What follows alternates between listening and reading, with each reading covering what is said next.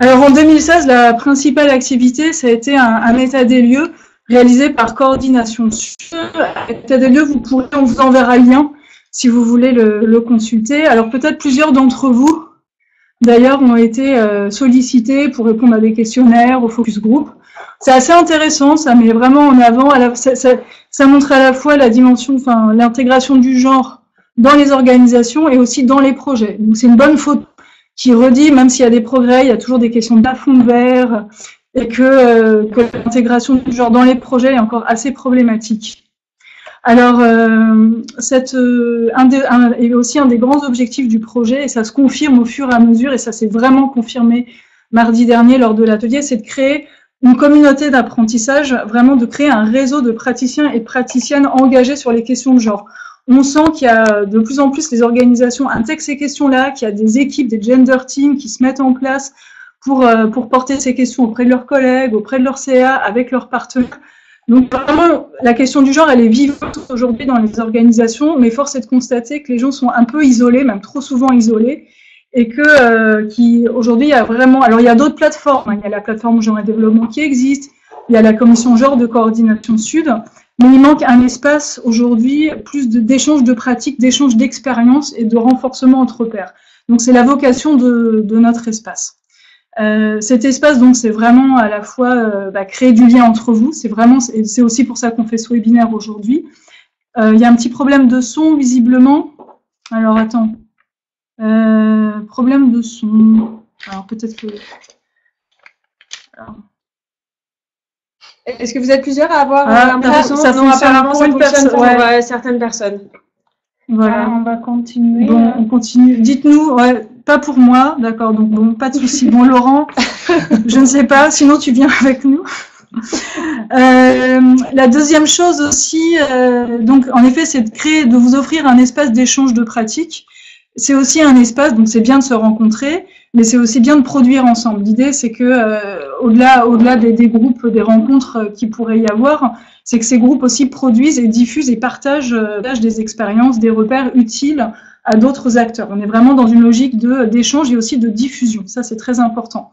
Et c'est aussi un espace qui propose, en effet, de partir de vos expériences, de vos pratiques, et aussi d'identifier et de repartir sur les ressources existantes. Là, l'atelier du 21 a bien mis en évidence, a bien rappelé le fait que beaucoup de choses étaient produites, il y a beaucoup de documents, de ressources très intéressantes, de guides, de formations, et il faut aussi s'appuyer sur cet existant. Alors, en gros, l'atelier, c'était la façon dont on l'a présenté, dont on l'a aussi vécu la semaine dernière, c'est le début de quelque chose. C'était un atelier de lancement. Donc, le 21 mars, donc la semaine dernière, on a eu ce premier atelier c'était vraiment un temps d'émergence aussi avec un objectif d'interconnaissance, mais aussi notre objectif, c'était d'identifier les 3 sujets. Alors bon, on était parti sur 3, on est tombé sur 3. Quels étaient finalement les 3 sujets importants à traiter pour avancer sur ces questions-là? Donc, les participantes ont vraiment bien travaillé pour identifier ça. Alors aujourd'hui, c'est aussi l'objectif. Donc aujourd'hui, là, on va vous présenter les productions, les 3 sujets qui ont été identifiés par les groupes. Ces 3 sujets, ils donneront lieu à des temps d'approfondissement pendant l'année qui vient. Ça, c'est vraiment ça, c'est l'idée. Donc là, on a identifié des sujets. Une journée, ça ne suffit pas. On va continuer à explorer, à approfondir ça dans des temps d'échange, peut-être avec des groupes plus réduits, avec des entretiens. On va les travailler plus finement, ça de façon parallèle, mais avec l'idée qu'en 2018, on se retrouve lors d'un séminaire de partage de tous vos travaux, beaucoup plus élargi et qui valorise aussi toute la démarche.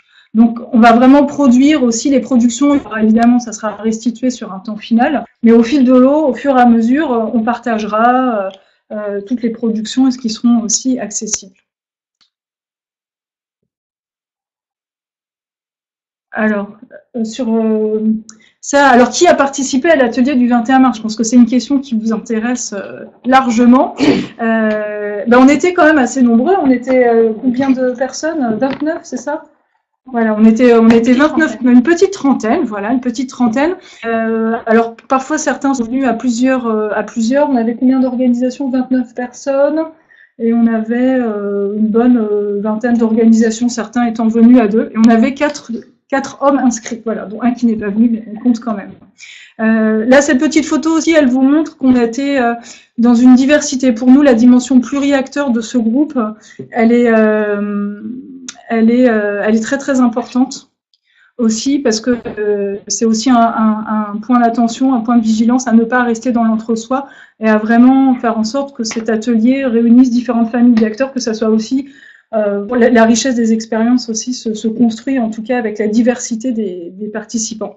Donc là, cette petite photo, ça vous montre qu'on avait à la fois des ONG très nombreuses, mais une fondation, la fondation Raja. On avait aussi une collectivité, la Ville de Montreuil.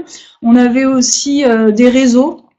Alors évidemment, on avait le Forum, on avait Solidarité laïque et Genre en action, je crois. Puis on a mis F3E et Coordination Sud aussi, parce qu'on a joué le jeu de l'atelier. Et on avait aussi d'autres familles d'acteurs. On avait le Haut Commissariat à l'égalité femmes-hommes.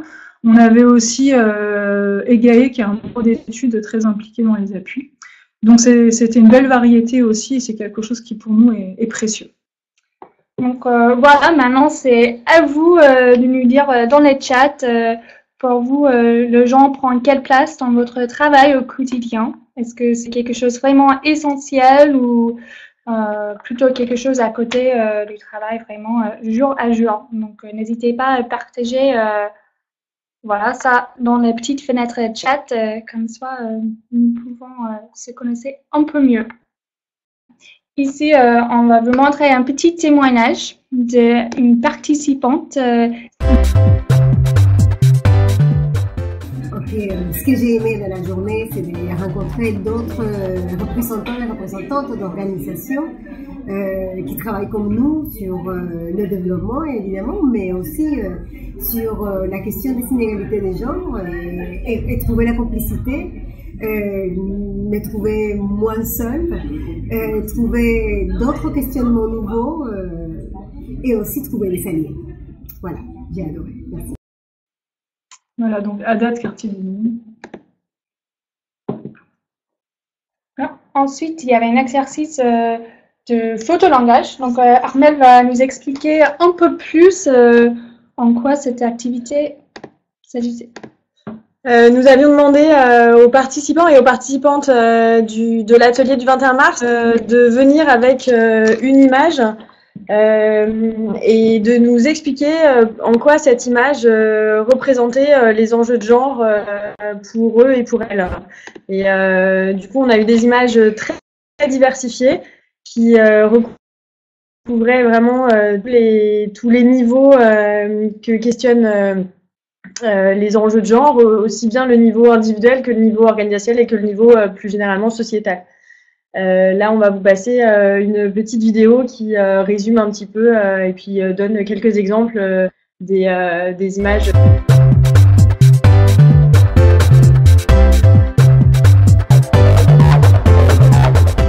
Bien, moi je vais vous expliquer pourquoi j'ai choisi ce dessin. C'est parce que c'est à la fois un dessin qui montre et qui cache, et qui montre les stéréotypes tels qu'ils sont transmis en fonction des sexes et des différences biologiques. C'est ce que ce dessin montre. En revanche, ce dessin cache aussi une chose fondamentale, à savoir que le genre, c'est avant tout des relations de pouvoir, des relations de domination, qui ne sont pas montrées ici puisque les deux personnages sont mis côte à côte et que les catégories qui leur sont assignées, les représentations qui leur sont assignées ne sont en fait pas transférables alors que dans la réalité elles le sont. Je prendrai un seul exemple, la maternité est convoquée parce que c'est une étape vitale, mais la paternité n'est pas convoquée alors que c'est quand même un élément important. La sexualité est du côté de la représentation masculine alors qu'il y a légitimement une sexualité féminine. Donc voilà, c'est à la fois ce que ce dessin montre et ce que ce dessin cache qui m'a semblé intéressant de partager avec vous.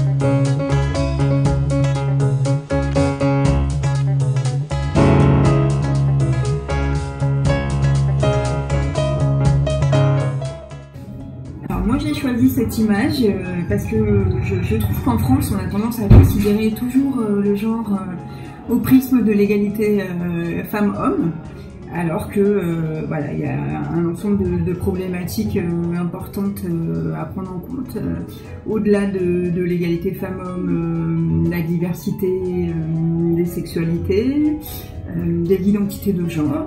Et donc là, je voulais parler d'une initiative qui a eu lieu aux États-Unis, notamment dans des villes comme New York, où on a décidé de promouvoir des toilettes neutres pour que les personnes trans et intersexes ou qui ne se reconnaissent pas dans les catégories binaires de genre puissent aller aux toilettes tout à fait tranquillement et sans avoir à se poser de questions sur est-ce que je vais à gauche, à droite, est-ce que c'est le bon endroit, comment je vais être étiquetée par les autres, etc. Donc ça peut paraître une thématique anecdotique, voire anodine, mais ça l'est pas du tout de mon point de vue.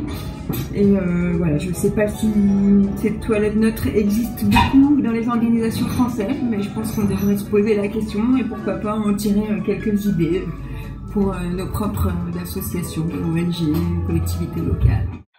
Alors, donc voilà, ça c'était quelques images qui représentent le genre pour les participants et les participantes de l'AT du 21 mars.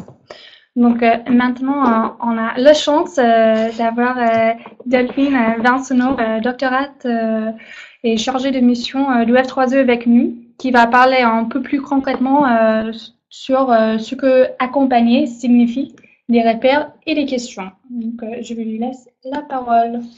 Donc l'idée c'était de démarrer cette journée genre, du 21, à partir de quelques éléments de réflexion communs autour de la question de l'accompagnement, puisque le thème de la journée, c'était accompagner l'intégration du genre dans nos projets. Et on s'est dit que tout le monde venait parler du genre, mais que peut-être avoir quelques éléments à partager ensemble autour de l'accompagnement, ça pouvait être vraiment une bonne base de départ. Donc, je vais vous pointer juste quelques éléments de ce qu'on s'est partagé. Tout d'abord, le fait que quand on parle d'accompagnement, je trouve que c'est important de regarder ce que c'est et que pour moi, les ingrédients de l'accompagnement, finalement, c'est d'abord une relation, puisque c'est une relation constituée des interactions entre l'accompagnateur et l'accompagné, ou l'accompagnatrice et l'accompagné. Et donc, c'est vraiment d'abord cette relation-là dont on parle dans l'accompagnement. Il faut aussi avoir en tête que cette relation, elle s'instaure sur une durée spécifique, souvent assez limitée, c'est-à-dire qu'il y a un début et une fin et que du coup, on parle de processus. Ça veut dire qu'on ne démarre pas la relation d'accompagnement de la même manière qu'on la termine et qu'il y a une évolution et qu'il y a une relation donc, de confiance qui s'établit ou pas, selon les différentes relation d'accompagnement. Et puis ensuite, le dernier ingrédient principal, c'est que il y a une finalité à l'accompagnement et que donc il y a un thème ou un objectif et qu'en général l'accompagnement il se fait pas sur du vide, quoi. On a une finalité à atteindre avec cette relation. Et puis, du coup, ce qui me paraissait aussi intéressant, c'était de se dire que la relation d'accompagnement, elle devrait tendre vers la parité. Là, c'est la citation de Gastopino. Elle devrait tendre vers la parité, mais elle s'inscrit aussi dans une disparité de position, c'est-à-dire qu'on ne se place pas dans le même endroit dans la relation, en fonction de si on accompagne ou si on est accompagné. Avec ça en tête, il y a un premier point intéressant sur lequel on peut commencer à réfléchir, c'est le fait que quand on va se placer plutôt dans la relation du côté là de la personne qui accompagne, puisque l'idée c'est qu'on accompagne l'intégration du genre. Et que du coup, du côté de l'accompagnateur ou de l'accompagnatrice, on va plutôt avoir une fonction de tiers, c'est-à-dire celui ou celle qui amène de la distance, puisqu'il se situe entre la personne qu'il va accompagner et puis son objet ou son projet, et que du coup, ça va permettre à cette personne de se mettre un peu en recul par rapport à cette relation qu'il a avec son objet. Autre élément sur lequel je voulais insister, c'est qu'il introduit aussi, ou elle introduit de la différence. Et ça, c'est vraiment quelque chose d'important. C'est-à-dire que il s'agit pas, à mon avis, dans l'accompagnement, de se positionner sur le même, en disant on est pareil et je vais être d'accord avec toi.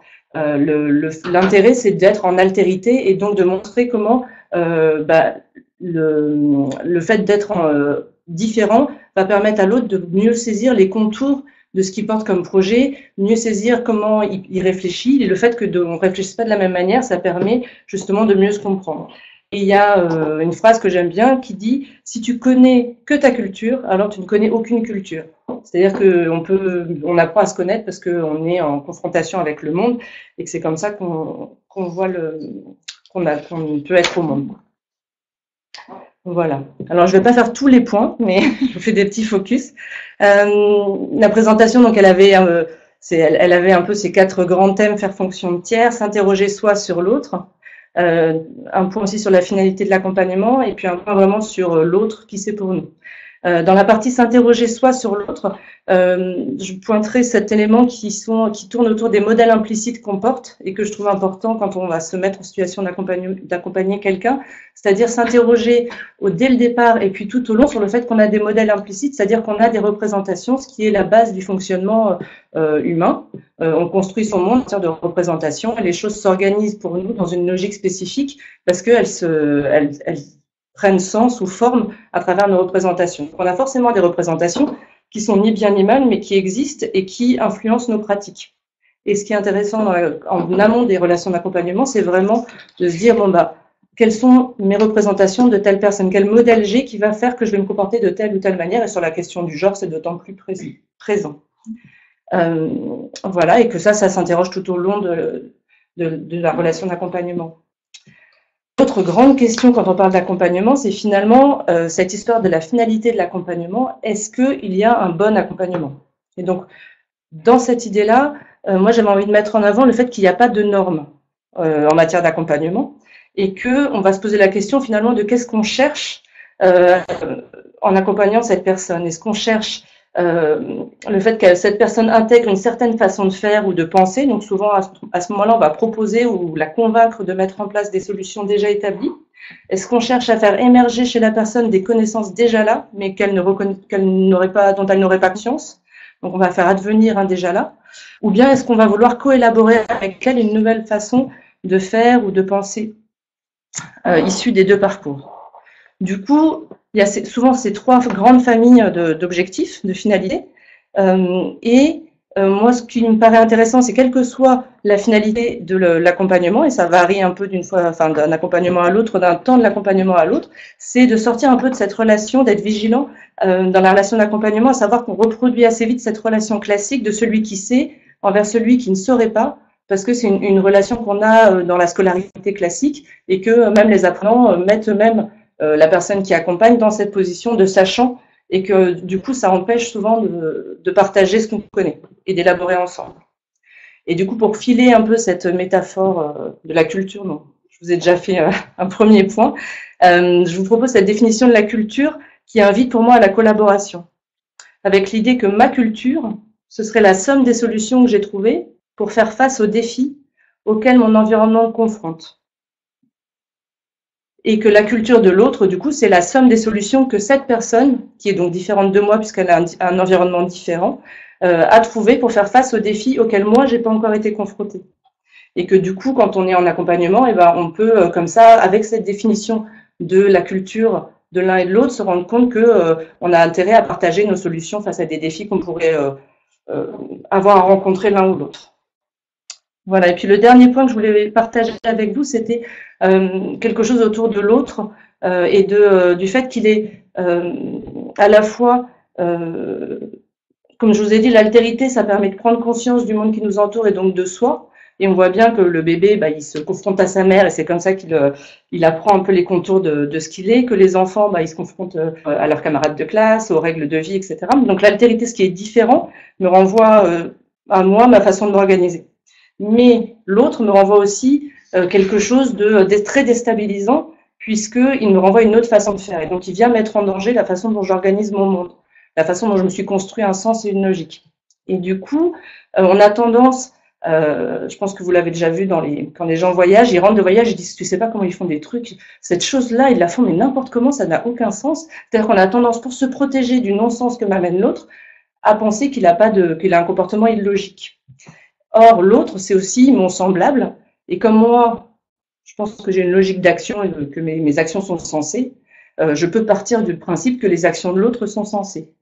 Et là où je voulais vous amener en dernier point, c'était justement que en pensant de cette manière-là à l'autre, on peut penser aussi la résistance au changement. Et sur ces questions de genre, qui sont des questions complexes et qui sont des questions aussi d'organisation de système social, on peut imaginer que la question du genre peut se penser aussi en fonction d'un social et d'une organisation logique du monde, même si elle est très différente et qu'elle vient heurter nos propres conceptions. Et que du coup, ça permet de comprendre que la résistance au changement peut peut-être se poser en termes de logique à partager ou à mettre en lumière pour mieux avancer sur ces questions. Je vous remercie. Voilà, merci Delphine. Je vous laisse un peu le temps de réagir. Qu'est-ce que ça vous évoque, ces notions de l'accompagnement, comme Delphine l'a décrit? Est-ce que vous avez des questions à poser ou les points à creuser avec elle? Donc, je vous laisse réagir dans le chat pour poser vos questions. Et n'hésitez pas pendant tout le long du webinaire de aussi poser des questions. On va avoir assez de temps pour traiter toutes les questions qui seront posées. On privilégie l'interactivité. En attendant, on peut peut-être faire aussi un retour. C'est vrai que la présentation de Delphine, qui nous décentrait de la question propre du genre, mais qui mettait en effet le focus sur la relation de l'accompagnement, a suscité pas mal de débats avec les participants. Certains, alors moi, il y a quelque chose que j'ai retenu, c'était est-ce qu'on peut militer et accompagner? Pour certains, c'était une vraie question. Comment est-ce que je peux faire un compromis entre mes valeurs et une notion d'accompagnement où on accepte la différence, on s'adapte, on chemine aussi avec l'autre. Donc, il y avait une tension autour de ça qui était intéressante. C'est une question qui se pose vraiment dans le genre où, même parmi l'équipe de collègues ici au F3E, il y avait un débat sur est-ce qu'on peut vraiment porter une position ferme sur une question telle que le genre, en rentrant dans en ayant une posture empathique, qui rentre qui essaye de saisir les logiques sociales. Et l'idée, c'est quand même, à mon avis, que ce sur quoi on a discuté, c'est que il y a vraiment une réflexion à avoir, en tout cas quand on devient accompagnateur de ce type de questions, sur quelle position on prend par rapport à l'autre et comment on conçoit l'autre en tant que personne avec laquelle on dialogue. Et on ne peut pas toujours être dans cette position. Parfois, c'est gênant d'être militant et en même temps d'être dans un accompagnement un peu attentif, compréhensif.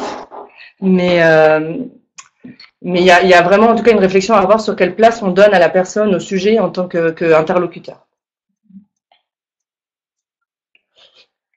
Est-ce que vous voulez réagir sur un point qui vous a intéressé, qui vous questionne, en tout cas, sur l'accompagnement? Donc, voilà, maintenant on passe à les enjeux dans l'accompagnement du genre et on va présenter les résultats des 2 premiers tours du World Café avant de faire un petit 3e tour avec vous sur les grands sujets qui ressortent. Juste avant de dire comment on a abouti, alors il y a eu plusieurs moments, c'était assez progressif, vous l'avez compris, on a commencé par un temps d'interconnaissance, un photolangage aussi pour parler des représentations de genre que chacun portait, c'était pour nous important de partager ça, de commencer à creuser ensemble les différentes représentations et ce qu'on met, ce qu'il y a en jeu pour nous, pour chacun et chacune autour des questions de genre. Un focus sur l'accompagnement aussi pour nous décentrer et nous interroger sur la relation et comment on porte, comment on vit une relation de genre en quelque sorte. Et après, il y a eu 4 sous-groupes, enfin les participants et les participantes se sont répartis en 4 sous-groupes où chacun a pu partager, réagir en petits groupes au propos de Delphine. Ensuite, il y a eu un débat, mais l'idée c'était d'aller un peu creuser justement sur cette notion d'accompagnement. C'est là où le groupe co-construction est sorti d'ailleurs. Partager aussi des histoires, des expériences intéressantes et commencer aussi en sous-groupe à identifier ces fameux sujets, ces fameux enjeux sur lesquels il faudrait travailler pour pouvoir avancer. Donc on a fait ça jusqu'à la fin de la matinée, on a eu un déjeuner très sympa, très bon.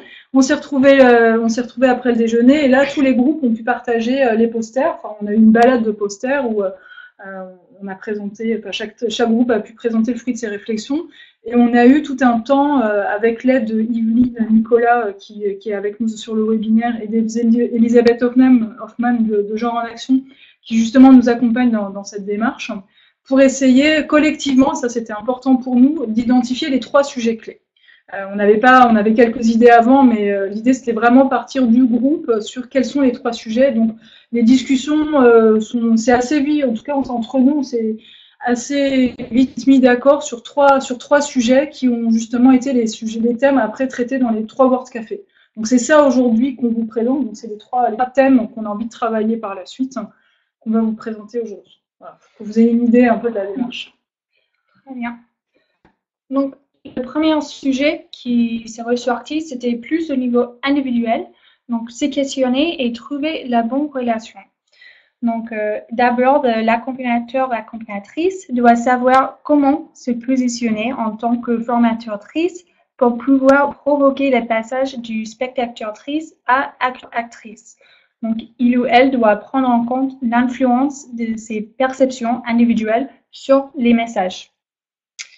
Ensuite, nous avons toutes et tous des représentations, comme Delphine vient de dire.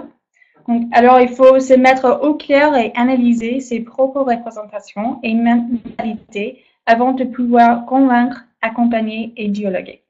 Pour cela, c'est nécessaire d'assumer l'héritage des rôles sociaux de pouvoir. Et par ailleurs, il faut essayer de sortir de ce paradigme la sachante qui transmet les savoirs aux apprenants, apprenantes. Donc, l'accompagnement devrait amener tout le monde à se questionner et à apprendre ensemble. Pour cela, il faut la déconstruction de nos représentations et des stéréotypes pour être dans l'écoute. Donc, il faut se déconstruire pour s'armer. Cette déconstruction devrait permettre de dépasser les questions culturelles également.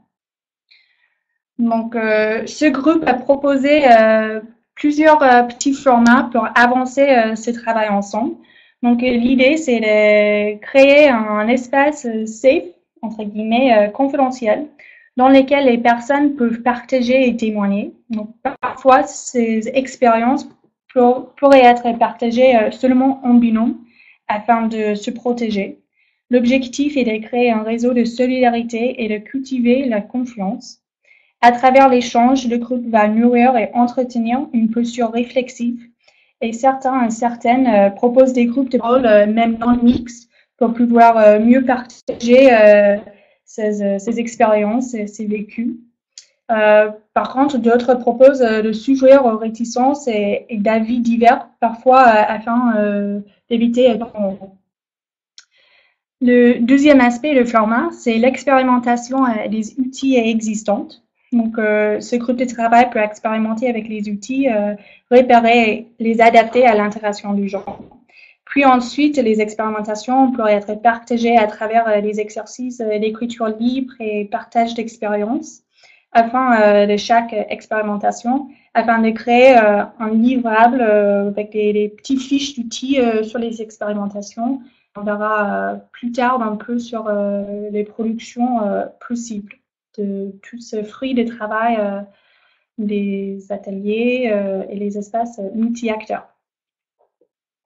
Il y a quelque chose qui était très intéressant aussi dans ce groupe par rapport aux outils expérimentés, justement pour s'interroger soi-même sur ses représentations genre. C'était l'idée d'un CV genre, d'une ligne de temps aussi pour essayer d'arriver à situer, à décrire, à expliciter sa relation qu'on peut avoir aux gens et mieux se comprendre soi-même pour aussi mieux accompagner et co-construire avec les autres. Donc il y a des choses très intéressantes, des outils intéressants qui pourraient être justement testés. Comme ce CV genre qu'on a tous ici et très envie de vivre. J'imagine vous aussi derrière vos écrans, dans le cadre justement de Safe Space. Voilà. Donc on est parti de l'individu, ça c'était un premier niveau. Et puis le deuxième thème du World Café nous a amené à un second niveau qui est sur l'organisation. Donc ce qui est ressorti de façon très claire de ce groupe sur l'organisation, c'était la volonté que la question du genre soit portée au niveau politique. D'une part à l'intérieur des organisations et d'autre part par les pouvoirs publics. Donc ce portage politique doit être fort et nécessite une vraie mise en cohérence entre les paroles et les actes des organisations, ce qui peut passer par exemple par la mise en place et la validation d'une stratégie et d'un plan opérationnel genre, ce qui peut passer aussi par l'intégration de la question d'égalité de genre dans les statuts, dans le règlement intérieur, etc. Par la mise en place d'une politique de ressources humaines et d'une communication non sexiste.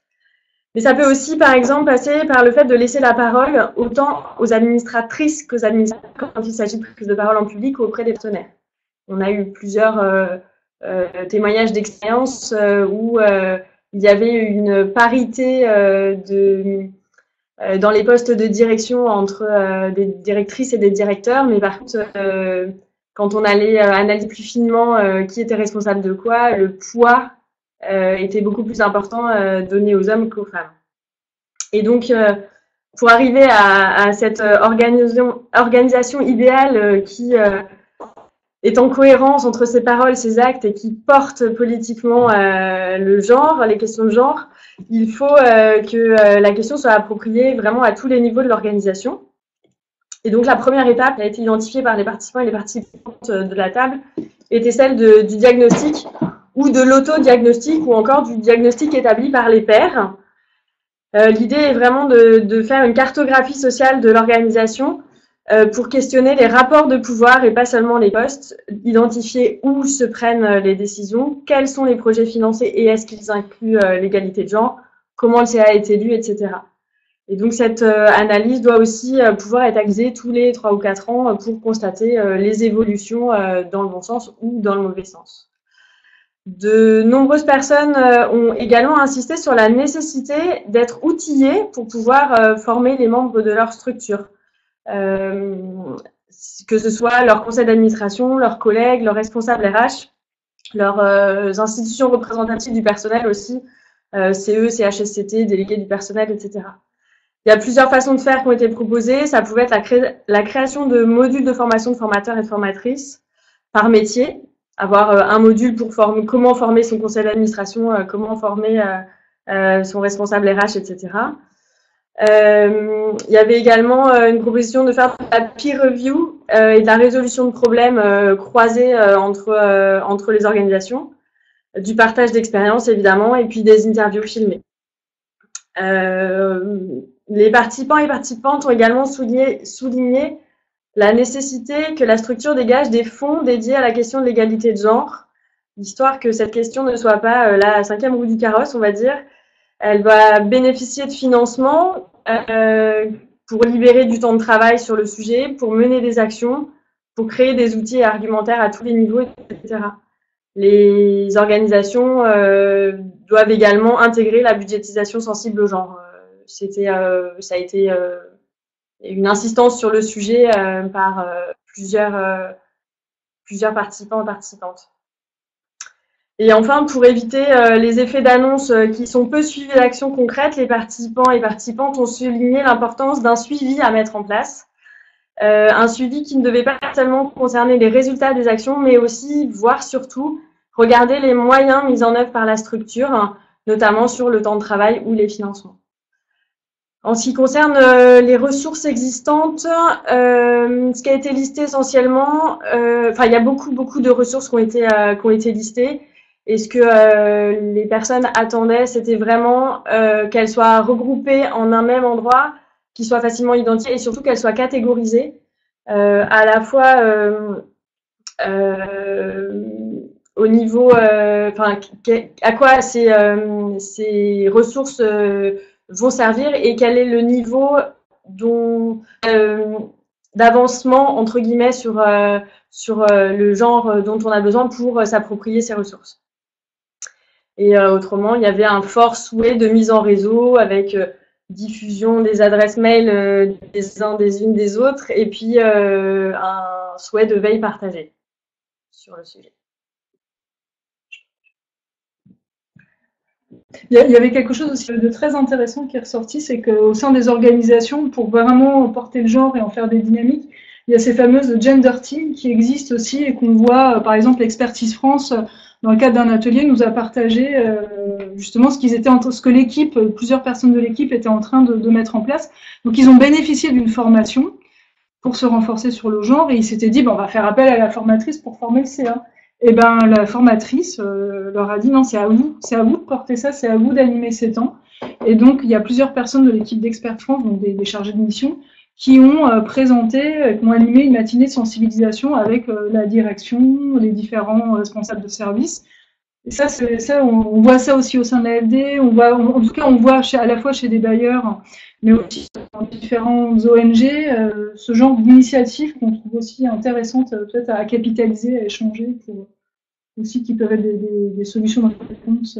Oui, ça faisait clairement partie des souhaits des personnes qui ont participé, d'être outillées pour pouvoir elles-mêmes porter, aller former, aller sensibiliser leurs collègues ou autres, et de pas se contenter, entre guillemets, d'avoir une intervention extérieure qui risque d'être ponctuelle, mais vraiment de s'outiller soi.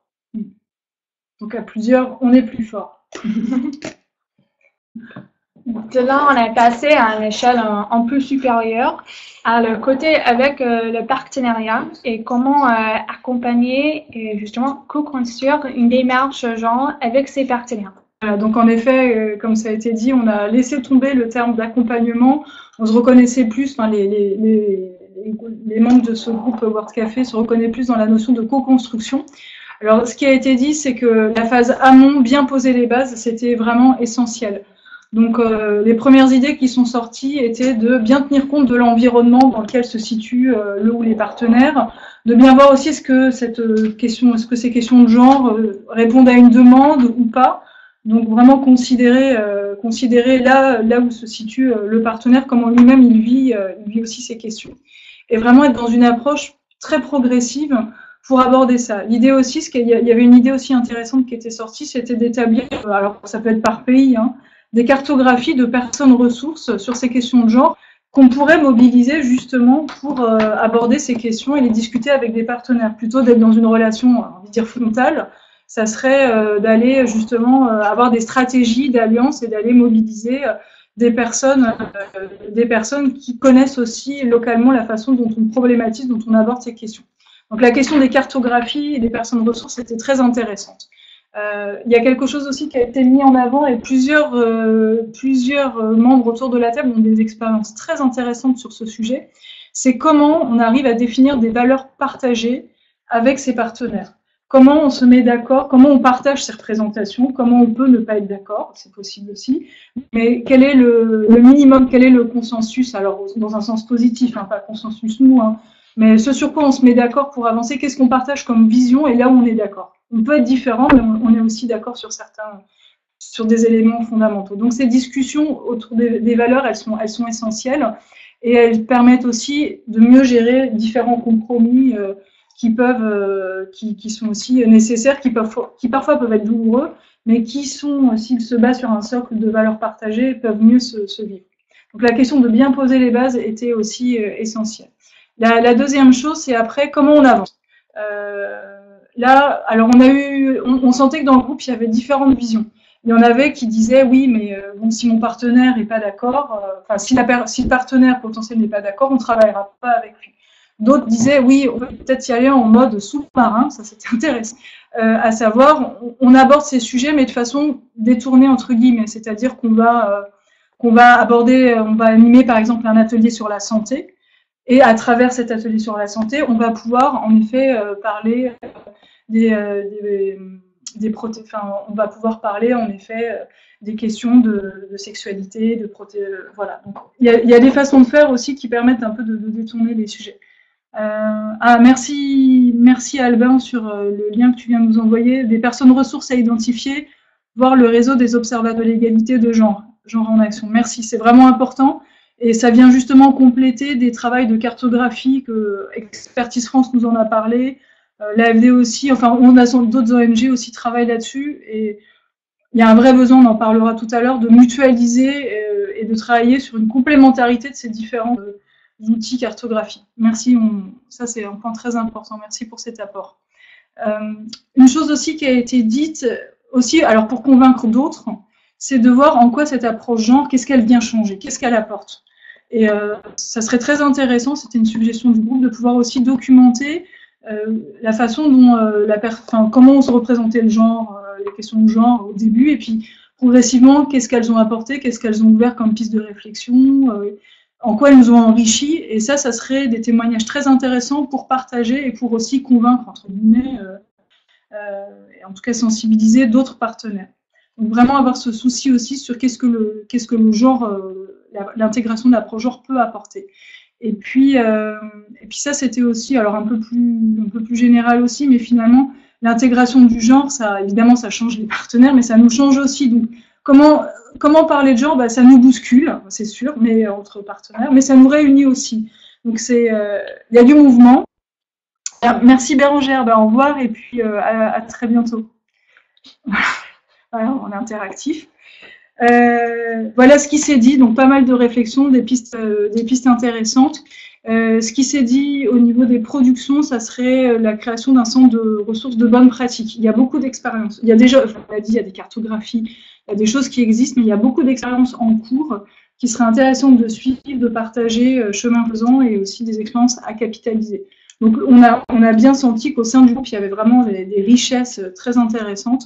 Et d'ailleurs, les membres, enfin les participants et participantes ne se sont pas privés d'échanger leurs CAC, leurs coordonnées. Enfin, ils ont bien vu qu'ils avaient tout intérêt à garder le contact. Voilà. Donc maintenant, on va passer à vous pour un petit troisième tour du World Café. Donc, quels sont vos enjeux autour de ces trois sujets? Quelles sont les productions existantes, comme justement l'Observatoire de l'égalité du genre que vous pouvez partager avec nous? Quelles sont les productions qui sont attendues par ce programme genre, qui sont vraiment utiles pour vous dans l'accompagnement de l'intégration du genre? Et quels sont les formats que vous souhaitez utiliser pour travailler tout ensemble? Donc voilà, vous pouvez écrire dans le chat pour lancer les discussions. Sinon, normalement, il y a un petit bouton pour pouvoir lever la main et on peut vous donner la parole. Ah bah oui, on voudrait vous entendre. Sinon, un petit foire de questions, s'il y a des aspects que je souhaite qu'on creuse un peu plus sur nos discussions, ce qui était déjà dit. Il y a plusieurs personnes parmi vous qui commencent à écrire, mais n'envoient pas leurs questions ou leurs remarques. N'hésitez pas à le faire. Alors, je trouve particulièrement intéressant les notions de co-construction au sein d'une même organisation. C'est souvent problématique pour une ONG qui a des équipes très multiculturelles. Une question de Marion. Marion, est-ce que tu peux nous préciser si tu es toi-même dans une ONG qui a des équipes très multiculturelles et éventuellement laquelle? Moi, j'étais assez sensible, c'est Delphine qui parle, quand Perrine a abordé la question de la proposition du groupe de faire un peu un état des lieux de l'évolution des représentations du genre au cours d'un projet. Ça pourrait avoir lieu au sein des organisations et de soi. Je trouve que c'est un outil. Enfin, je voyais très bien un outil où on peut faire un point sur quelle représentation on a au sein d'une équipe dans une organisation ou au sein d'un projet, en début, au milieu, enfin, à des points ponctuels, que ce soit sous forme de dessin, de photolangage comme vous l'avez fait, soit par juste un temps de partage, qui soit pas un temps de convaincre l'autre, mais juste de faire un point et de voir les évolutions des positions des uns et des autres. Et ça, moi, je trouve que c'est vraiment quelque chose d'intéressant à tester et qui rejoint assez bien aussi les questions qu'on traite dans le programme PRISM avec les approches orientées changement. Donc, je pense qu'il y a un lien aussi, un maillage à faire sur ces approches parce que les questions du genre sont vraiment des questions très qualitatives. Tout à fait. Alors, Marion a répondu. Merci Marion pour ta réponse. Donc, je travaille au GRET, donc avec des équipes permanentes dans une quinzaine de pays. Donc, effectivement, les questions de multiculturalité se posent. Et les questions de la culture, c'est quelque chose qui est revenu assez souvent dans les groupes individuels et aussi les groupes du matin sur les discussions autour de l'accompagnement. Ça signifie quoi? Autour de est-ce qu'il faut protéger la notion de la culture qui est souvent utilisée comme un peu une carte d'objection contre cette intégration du genre. Mais finalement, on a vu à partir des témoignages, des histoires, des personnes qui travaillent dans les pays différents, une en Amérique latine, l'autre en Asie, dans les contextes politiques, économiques, sociaux très différents, que finalement, ils sont confrontés aux mêmes problèmes et que finalement, la problématique du genre, c'est une question universelle qui touche tout le monde et c'est un combat dans notre pays, même développé, aussi bien que les pays dans lesquels on travaille. Est-ce que d'autres personnes parmi vous ont des questions d'autres? Ah, Agathe qui dit que ce n'est pas forcément facile de réagir à chaud, car ces éléments sont assez nouveaux pour elle. Cependant, elle trouve intéressante la prise en compte de la multiculturalité dans l'accompagnement ou la construction. Dans son organisation, du coup, Agathe, si tu peux nous préciser laquelle, ce serait parfait. L'AFDI, pardon. Donc, nous prenons en compte la question du genre, mais c'est assez récent. Nous avons des demandes de femmes ou de groupements féminins au sein de nos partenaires, mais nous manquons parfois d'outils et de méthodes pour mener des actions spécifiques. Du coup, déjà, tu dis que tu manques d'outils spécifiques. N'hésite pas, à participer au groupe pluriacteurs et à raccrocher les wagons, même si tu n'étais pas présente mardi dernier. C'est vraiment l'idée, c'est que ça puisse être fait. L'équipe lit en même temps le message, alors il y a un petit peu. C'est vrai que je sais que dans le groupe co-construction sur le partenariat, on a par exemple Batik International qui a commencé aussi à capitaliser, à formaliser toute cette démarche de mise à plat et de définition de valeurs partagées. Ça, c'est quelque chose sur lesquels aussi, ils se sont exprimés, ils étaient d'accord à partager pour en effet faire vivre cette question-là au sein des équipes avec les partenaires. Et ce qui est assez intéressant, c'est que souvent, alors je fais un petit aparté, mais souvent on pense le genre, l'intégration du genre, sous forme de cycle de projet. À quelle étape du cycle de projet doit s'intégrer? C'est sûr qu'il y a des outils, c'est important, mais on voit, et ce que nous a montré l'atelier, c'est que ça se discute, ça se vit. On travaille autour de représentation, sur des questions, Josette le disait, sur des questions culturelles et politiques. Et c'est peut-être ça aussi dont on a besoin, dont vous avez besoin aussi aujourd'hui, en complément de ces approches un peu plus pratico-pratiques de gestion du cycle de projet. Voilà. Effectivement, on voit Emmanuel qui dit en parallèle, les différentes suggestions des livrables sont déjà très intéressantes. Parmi celles que je trouve plus particulièrement utiles pour une boîte à outils genre, il y a un outil d'autodiagnostic de l'organisation sur les différents aspects, RH, projet, processus. Et en plus, les outils pour co-construire la question avec les partenaires. Donc, les différents angles sous lesquels aborder le sujet qui peuvent donner des idées. Pour la façon de travailler, je pense qu'il faudrait identifier en ensemble les sujets et livrables ici et faire des petits groupes d'organisation variés, coordonnés chaque par l'F3E ou pourquoi pas une autre organisation pour avancer sur le sujet. Donc, voilà, très bien. C'est tout à fait ce que nous souhaitons faire dans les mois à venir. Donc, n'hésitez pas à raccrocher à un groupe ou même plusieurs groupes pour faire part de vos propres suggestions et vos expériences. Donc, en tant que Albin dit, pour les outils intéressants, les petits guides du monde selon les fins. Et ça, c'est quelque chose qui est revenu assez souvent, je pense, dans tous les groupes en tant que ressources existantes. Justement, que ce soit les guides, les formations, fournies par le monde selon les fins, et aussi les outils. Justement, le CV genre, les lignes de temps dont Perrine a parlé tout à l'heure, c'est un outil qui est utilisé et promouvoir par le monde selon les fins. Donc, l'idée, c'est un peu pouvoir toutes ces ressources existantes, mutualiser, mettre tout dans un endroit. Alors, on regarde l'heure, on va bien clore ce webinaire, il est 15h28. Est-ce que, avant de passer sur la dernière slide et parler des perspectives et aussi de la façon dont on va travailler dans les mois qui viennent et comment vous participer et rejoindre les groupes, est-ce qu'avant vous avez vous avez des derniers commentaires, questions, remarques? C'est maintenant. Oui, question. Albin. Très bien. Et Aurélie. Bonjour Aurélie. Donc Albin rappelle qu'il y a des outils ont été listés pendant les ateliers, effectivement. Oui, il y a eu un recensement qui était déjà commencé d'être fait. Mais cela dit, n'hésitez pas quand vous avez de nouveaux outils, quand vous trouvez de nouveaux outils, l'idée ce serait que vous puissiez nous les communiquer et et puis que nous on puisse partager avec tout le monde, voilà, l'intégralité de ces outils. Alors l'idée n'est pas de réunir. L'idée est vraiment d'avoir une page qui puisse renvoyer vers les endroits où trouver ces outils. Typiquement, la page de Genre en Action qui recense les différents outils a été mentionnée.